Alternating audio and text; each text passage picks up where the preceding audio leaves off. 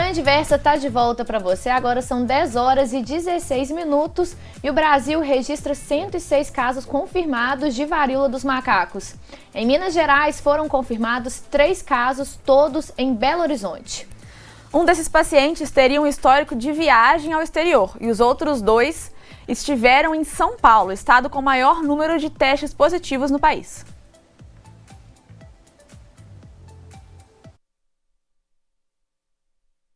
O surgimento de novos casos confirmados da varíola dos macacos no Brasil passou a preocupar a população e a própria comunidade científica, já que a varíola humana deixou de circular no país nos anos 70.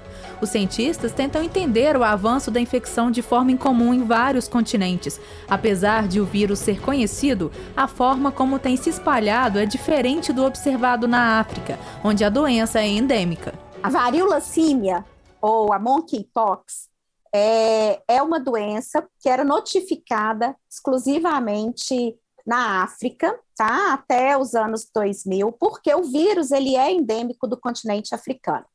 Lá no continente africano, onde esse vírus circula nos animais, normalmente a transmissão inicial se dava sempre de um indivíduo que entrava em um ambiente silvestre para poder caçar esses animais e ali se infectava. E quando voltava, então, para as suas comunidades, esses indivíduos transmitiam o vírus principalmente para as pessoas no intradomicílio, né? Então, para a família ou para os contatos mais próximos. O que a gente está vendo... E como a varíola dos macacos vem se disseminando? A vacina contra essa nova infecção, estaríamos diante da possibilidade de uma nova pandemia? Quem vai ajudar a gente a esclarecer essas e outras questões sobre a doença é o nosso médico imunologista oficial do Manhã Diversa, Dr. Mário Lúcio Novaes. Mário Lúcio, que prazer te receber aqui de novo, infelizmente, né, para falar sobre mais uma doença que está aí preocupando a população, né? Gente, prazer é meu, é sempre uma honra, tá? Sempre uma honra. Para a gente começar, então, apesar de estar sendo conhecida somente agora, né, essa não é uma doença nova. Ela assola a África há décadas. Qual que é o histórico aí que a gente pode ter dessa doença? Essa doença é conhecida desde 1958, 59, hoje endêmica em algumas regiões da África. E a grande preocupação que nós temos é o seguinte: era uma doença circunscrita à África. Hoje é uma doença que tem propagação mundial, né? 42 países ontem já tem casos notificados de varíola do macaco. A gente vê uma ascendência muito rápida do número de diagnósticos. Só para você ter uma ideia, o primeiro caso no Brasil foi em dia 8 de junho. Hoje a gente está praticamente um mês após, já com 106 casos. Então, por que isso acontece? Por causa do modelo de transmissão, sabe? Então, assim, é uma preocupação. E por que esse espalhamento aconteceu agora, né? Por que saiu a doença que você, como você disse, era endêmica de algumas regiões da África e agora está se espalhando pelo mundo? O que causou esse espalhamento? Primeiro, o mundo mais globalizado, né? Nós nos globalizamos, seja pelo trânsito, seja pela internet, não transmite vírus pela internet, mas o conhecimento, ele propicia que você faça mais diagnósticos, né? E, fundamentalmente, as migrações. E eu quero deixar claro assim, hoje que nós temos de varíola do macaco, assim, o número de pessoas infectadas é fundamentalmente aquelas pessoas que têm comorbidades, pacientes bissexuais ou homossexuais, é um grupo importante também. E o que a gente está vendo é assim, uma disseminação não é mais a forma original que ela era na África, você teve modificações. Então hoje esses diagnósticos se confundem com sífilis, com catapora, com outras doenças. Então o que eu imagino? Esses casos que nós temos até então detectados e confirmados, na minha visão, como eu falei da Covid, para mim ainda são ponta de iceberg. Isso aí tem muitos outros casos que o diagnóstico escapa. Dado que o diagnóstico, em princípio, é clínico. Você tem que ter um indivíduo doente com lesão para você detectar a doença. E quando a gente pensa na varíola, ela é uma doença bem conhecida, mas que foi erradicada em todo o mundo lá em 1980, graças à vacinação. O que a gente está vendo agora é um surto da doença que tem sido, então, chamado, né, de varíola dos macacos. Qual que é a diferença dessa para a varíola já convencional, que já tinha sido erradicada lá em 1980? A gente está falando da mesma doença ou não? Não, são doenças diferentes, embora os vírus sejam muito semelhantes. Há componentes genéticos diferentes de um vírus para outro. Agora, o que acontece? Essa doença que você tinha lá erradicada em 1980, ela era exclusiva de humanos. Você não tinha elementos intermediários, que a gente chama cadeia de transmissão intermediária, tipo rato, o macaco, coitado, que sempre leva, né? Enfim, é dos macacos, porque foi detectado no macaco primeiro, né? Com essa forma similar ao homem. Né? O macaco é muito similar ao homem. Então, é um vírus modificado. É um vírus que na África ele tem dois modelos de vírus. Um causa uma mortalidade de 1%, o outro pode chegar a 20%. Então, a gente está lidando com uma situação adversa para nós humanos. Porque o que é o grande perigo, gente? Sempre eu falo isso. Se você tem uma doença que é uma zoonose, que é típica de bicho, que esse vírus se adapta ao homem, sempre essa adaptação ela é perigosa. Porque o homem é um celeiro, né? Tudo se adapta ao homem, o nosso DNA, o nosso RNA, tudo é fácil de modificar e sempre as consequências são complicadas para a gente. E afinal, quais são os sintomas da varíola dos macacos? Pois é, ela pode cursar de forma assintomática, não ter sintoma nenhum, e o indivíduo transmite. Ela normalmente cursa com bolhas.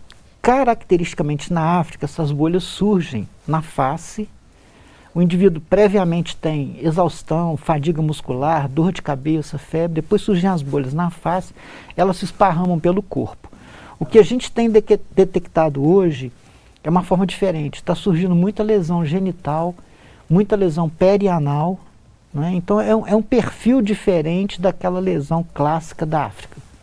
Quando o senhor está falando aí desses sintomas, me pareceu aí similar, né, a sintomas como a sífilis, a catapora. Quais são as diferenças ou realmente são sintomas muito iguais? A manifestação clínica clássica, Roberta, ela é bem diferente de uma catapora, bem diferente de uma sífilis, bem diferente de um herpes. A manifestação clássica na África cursa com bolha, a pústula, que a gente chama aquelas monte de bola com pus, bolinhas maiores para ficar mais fácil, altamente infectantes. Agora, o que a gente tem visto não é isso. A gente tem visto lesões pequenas, genitais, perianais, lesão de face pequena, que dificulta até o diagnóstico. Por isso que eu estou dizendo, a apresentação, ela não é a apresentação clássica que você percebe na África. Eu acho que é importante a gente falar agora também do nome, dessa questão da varíola dos macacos, porque acaba, como o senhor falou, o macaco, coitado, acaba levando a culpa e às vezes pessoas desinformadas acabam, né, vendo um macaco lá, vai me passar a doença, só que não é bem assim, a doença é transmitida de pessoa para pessoa, né? Mas então por que tem esse nome, varíola dos macacos? Começa assim, né? O macaco sempre paga o pato porque ele é semelhante ao homem. Então, por que surgiu esse caso? Porque aconteceu no transporte de símios, né, da África para outros países do mundo. Eles foram infectados. Eles não tinham doença, mas tinham infecção. Então essa infecção se transmitiu para outros homens circunstantes. O princípio foi esse, por isso que chama varíola dos macacos. Outra coisa importante também é que hoje, no mundo todo, não só no Brasil, você tem casos, você tem pacientes doentes que não tiveram na África, que não tiveram contato com outras pessoas doentes. Então já mostrando para a gente que, como aconteceu com o Covid também, você tem transmissão interhumana de uma pessoa para outra. Aí você vai investigar como é que transmite, que eu acho que é a parte mais importante da nossa conversa hoje, qualquer fluido. Então, na minha visão, a transmissão ela é muito pior do que a da Covid. Por quê? Porque você pode transmitir sem estar doente. Um período de incubação, isso pode acontecer. Você tem a transmissão sangue, suor, saliva, relação sexual, sêmen, beijo, abraço, roupa. Se você tiver o indivíduo doente, usou uma roupa, deixou em cima de algum lugar, outra pessoa foi lá e usou a roupa, e ela tem uma lesão de continuidade na pele, o que é isso? É qualquer ferimento, aparente ou não. Quem não tem lesão de continuidade na pele? Você pegar um copo, você já tem lesão de continuidade. Então, daí a importância dessa cadeia de transmissão, eu vejo isso com muito receio. Eu tenho muito receio desse modelo de transmissão. Porque Covid é grave, ponto. Transmite como? Via respiratória, em princípio, né? Só que o modelo de transmissão é totalmente diferente, ele é muito amplo. Então, mostra pra gente que a OMS está recomendando cuidado, tem que ter cuidado e é muito, não é pouco não, em função dos modelos de transmissão. E o senhor falou desse período de incubação, né? O que seria esse período? É um período mais contagioso? Como que Não, é? esse período é o período em que o indivíduo adquire a doença até ele ter a primeira manifestação. Então, pode durar em torno de 7 a 10 dias, na média, tá, gente? Falando de médias. A doença dura em torno de 1 semana até 3 semanas. Nesse período todo que o indivíduo está doente, ele é infectante. Alguns indivíduos, no período de incubação, se o número de vírus que ele adquiriu for muito alto, há uma relevância de transmissão também. Então, é o que eu estou dizendo. Você transmite doente ou adoecendo. Daí a importância de se isolar o indivíduo e de ter contato, principalmente profissional de saúde. Tem que trabalhar com material impermeável, cuidar de olhos, porque se encostar no indivíduo, uma secreção daquela e coçar o olho foi também, é semelhante ao Covid. Doutor Mário Lúcio, nosso bate-papo está só começando, a gente vai para um rápido intervalinho, na volta a gente volta para continuar esclarecendo sobre esse tema, né, sobre esse assunto que realmente está em alta e ainda causa muitas dúvidas, né, a gente tem que estar bem informado. Então você não sai daí que a gente já volta, mas se você quiser participar mandando a sua pergunta ou comentário, é só mandar para o nosso Instagram, @tvtiversa, ou o nosso WhatsApp que está na tela para você. Não sai daí porque a gente volta rapidinho.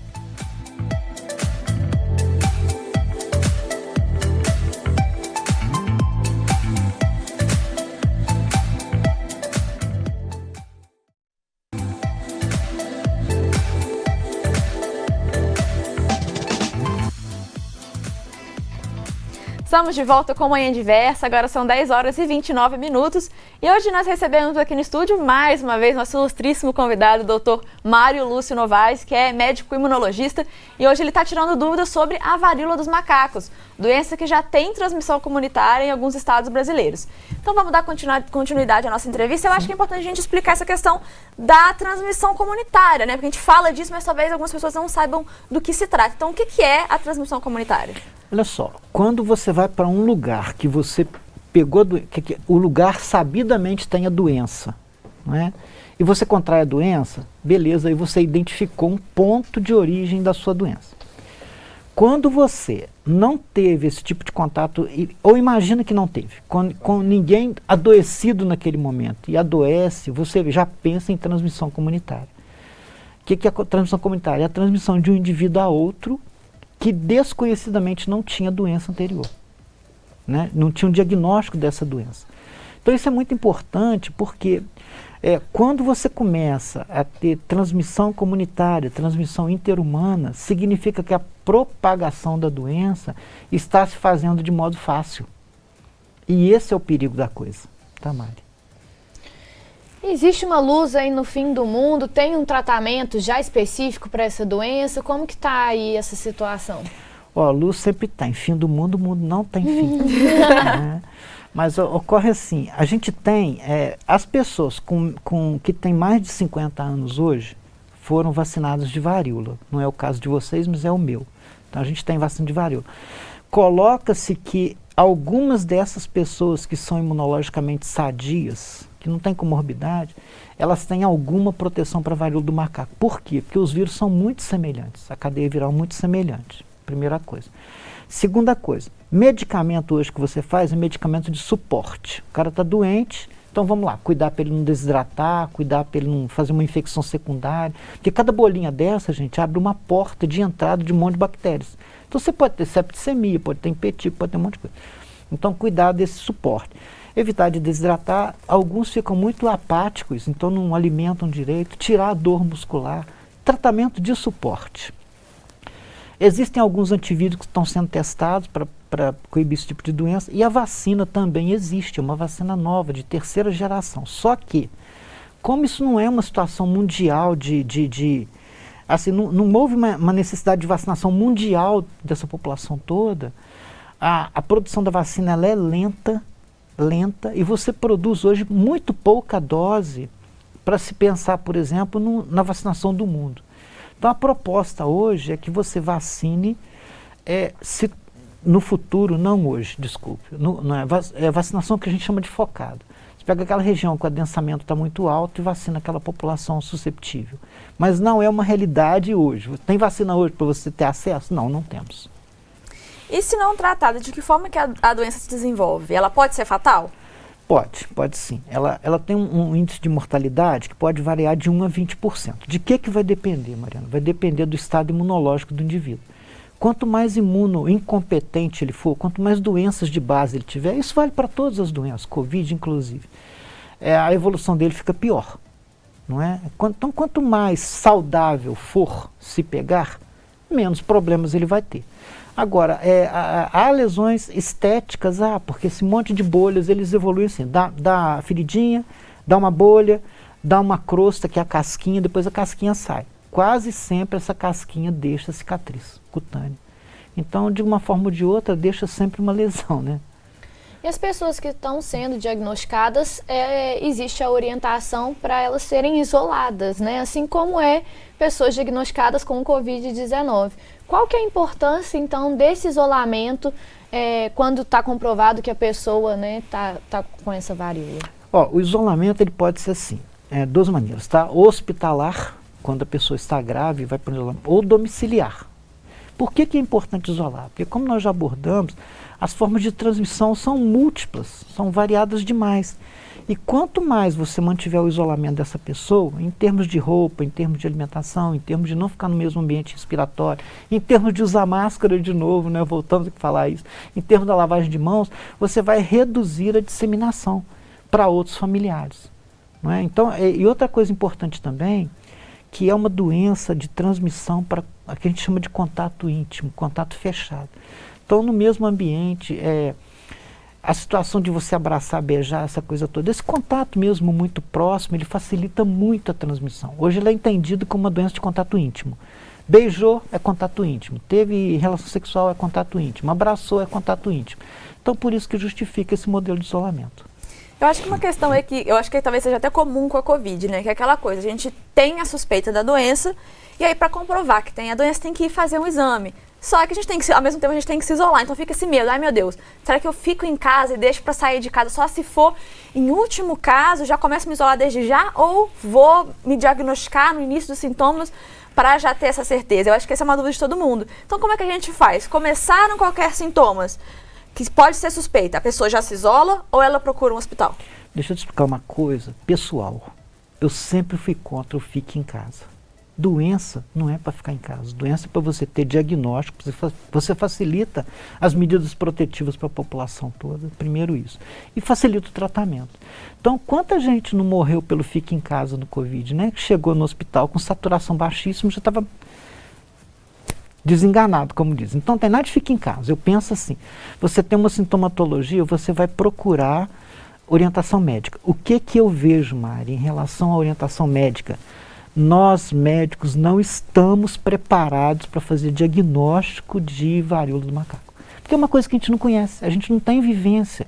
Quantos capítulos, quantas aulas eu tive de varíola do macaco na faculdade? Zero. Não existia. É a mesma coisa. Quantas aulas eu tive de Covid na faculdade? Não existia.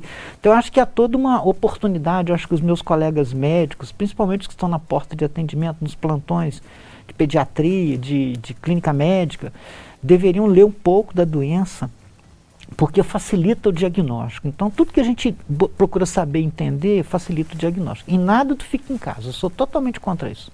Totalmente. E, doutor Mário Lúcio, a gente recebeu participação do pessoal de casa e dessa vez é do Wesley Custódio, de Sarzedo, de Minas Gerais. Ele falou: bom dia, em respeito à entrevista com o infectologista, meu nome é Wesley e eu gostaria de saber como fica a situação de quem faz hemodiálise, que é o caso dele. Eu acho que realmente fica aí na questão, né, o tratamento continua, e eu acho que como esse tema está muito em alta na mídia, as pessoas ficam, né, assim, tensas e preocupadas. Então, o que você pode falar aí para o Wesley quanto a esse tratamento que ele faz? Wesley, obrigado pela pergunta, fiquei feliz, porque o que acontece? Você fazendo diálise, você cai no capítulo do paciente imunossupresso. Então, seu cuidado, seja pessoal, seja com a diálise, tem que ser revisto, tem que ser dobrado. Não é? Não vai parar de fazer sua diálise, você depende dela, vai dar tudo certo com a sua diálise, enfim. E procura assim, se você viu que na sua cidade, em algum ponto da cidade tem algum caso, procurar saber direitinho e se afastar dele. Mas aí a sua equipe de profissionais que cuida de você vai tratar disso também, com certeza. E aí, né, já que a gente tá, como a gente falou, né, tem um alarde, surge uma doença nova, ainda mais ainda nesse meio de Covid, tem esse alarde. A gente quer saber como é a prevenção da doença para a gente já começar desde já a ter todos os cuidados. Vamos lá, prevenção é assim, descobriu que tem um caso índice, que aquele paciente que está doente, afaste-se dele, afasta de mim esse cálice, entendeu? Tem que afastar, não tem jeito, porque, como eu já falei, as maneiras de transmissão são muitas, primeira coisa é essa. Segundo, é uma situação que na minha cabeça, nesse momento, exatamente igual ao Covid, nesse momento, significa que nós temos que sair desesperado, procurando vacina, não, de jeito nenhum. A gente tem casos isolados, assim, tem transmissão comunitária? Tem. A gente tem casos focados, São Paulo, Rio, Belo Horizonte, sabe? Então não é uma situação de sair correndo agora. Agora, eu tenho uma preocupação grande em relação a esse modelo de doença pelas formas de transmissão. Eu bato nisso de novo. São múltiplas formas de transmissão. Então, vamos dar um exemplo. Covid, né, espalhou muito. Por quê? Porque a transmissão é respiratória. Nós não podemos ficar sem respirar. Essa daí, além da transmissão respiratória, tem todas as secreções, é sangue, saliva, como eu já falei. Então, assim, me preocupa muito. A OMS está muito preocupada, a Organização Mundial de Saúde está muito preocupada com essa evolução, principalmente com esse espalhamento todo, no momento em que nós estamos numa situação de recuperação mental do Covid, no momento em que as pessoas estão procurando ficar juntas de novo, no momento em que as doenças sexualmente transmissíveis estão subindo demais, sífilis está subindo muito. Por quê? É aquele negócio, a gente ficou preso, de repente viu que tem uma oportunidade de sair, né, de namorar, essa coisa toda, a pessoa vai e faz. E esse momento ele é crucial para todos nós em relação ao varíola do macaco. Doutor Mário Lúcio, eu vou resgatar a sua fala do início falando da globalização, né? Como a globalização, sim, interferiu nessas transmissões e que hoje a gente está vendo isso, uma doença que era restrita a um continente, hoje já é mundial, né? E a gente está em época disso, Covid-19, uma hepatite misteriosa e agora essa varíola dos macacos se espalhando pelo Brasil, pelo mundo. A gente deve preocupar com talvez uma nova epidemia? Qual a perspectiva? Pode respirar mesmo, porque a perspectiva à medida que nós tivemos uma desorganização social global com esse Covid, porque é isso que aconteceu, não foi só a guerra da Ucrânia, é uma desorganização social global, uma desorganização mental, uma desorganização física, uma desorganização dietética. Quer ver uma desorganização dietética com o Covid? Quantas famílias não perderam o pai que sustentava a família? Então hoje você tem órfãos do Covid, muita gente, não é? E tudo que gera desorganização social facilita com que outras doenças evoluam. Então a gente pode ter essa varíola do macaco como uma situação mais agravante? Pode ter uma outra situação surgindo? Claro que pode. Foi tudo globalizou, sabe, Roberta? Tudo acontece simultaneamente no mundo e a gente sabendo. E os canais de comunicação são muito rápidos. Por exemplo, você vai daqui a Dubai com 14 horas, né? Você vai a qualquer parte do mundo hoje com 14 horas, quase. Não é? Então, assim, tudo globalizou muito. E isso gera na gente um medo, sim. Eu estava dando uma aula um tempo atrás, falei assim, esse século que a gente vive, século XXI, será o século do ressurgimento de novas pandemias e o surgimento de outras. Está caracterizado. Né? Isso já é previsível que assim ocorra, até uma reordenação da humanidade, né? Não sei para onde não, mas acho que precisa reordenar umas coisas. E o cuidado então tem que ser no mínimo redobrado, né? No mínimo. Doutor Mário Lúcio, muito obrigada pela sua participação aqui com a gente hoje, esclarecendo sobre esse tema. Vamos então todo mundo tomar os cuidados desde já, né? Não tem ninguém perto de mim com a doença. Vamos começar desde já a tomar os cuidados, né? Pra gente realmente poder, ao máximo possível, evitar fazer a nossa parte. Muito obrigada pela sua presença aqui hoje, esclarecendo sobre esse tema. A gente espera poder te receber aqui mais vezes. As portas estão sempre abertas. Eu fico feliz, só quero enfatizar duas coisas rapidinho. Primeiro, o uso de máscara. Ele é importante tanto para o Covid, a gente está ressurgindo o Covid também. O número de mortes está aumentando, o número de infectados está muito alto. Então, usar máscara, lavagem de mãos. Gostaria muito de vir aqui numa situação que não fosse assim, de tragédia infecciosa, sabe? Mas a missão da gente é essa. Então, alertar as pessoas que mantenham suas medidas de proteção pessoal, mas pensem no social também. É o momento de pensar no social. Tá? Muito obrigado por estar aqui. Muito obrigada, viu? E você de casa, continue com a gente, porque depois do intervalo nós vamos falar de moda. Agora são 10 horas e 42 minutos e a gente volta já já.